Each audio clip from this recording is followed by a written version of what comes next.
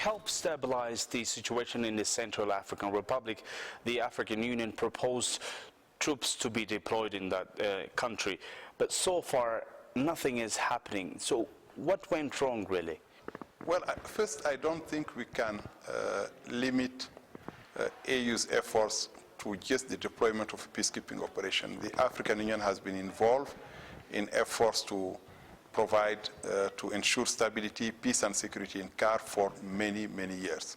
And you would probably recall that when the rebel movement Seleka was about to enter Bangui, we did warn against the dangers that were inherent to the forceful takeover of Bangui, because we fear that it will lead to a total breakdown of law and order with far-reaching consequences for the population. Unfortunately, that happened.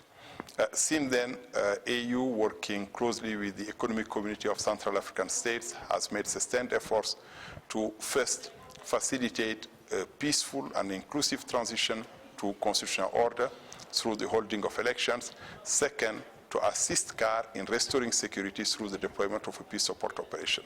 What is the solution that you see in a clear sight that is going to bring all the parties to a negotiating table, or perhaps bring peace to that country? There is a two-pronged approach in dealing with the current challenges. One is political. How do we facilitate a peaceful, inclusive transition to constitutional order? A transitional government has been put in place, other transitional institutions have been put in place. Of course, they need to deliver on the basis of the roadmap that was agreed upon by the Central African actors. And by the way, on the 8th of November, we'll be convening a meeting of the International Contact Group on C.A.R, which is co-chaired by the AU and the Republic of Congo, to precisely look at the evolution of the political process in C.A.R. The second aspect of our efforts is security. How do we assist the C.A.R authorities restore security and protect the civilian population?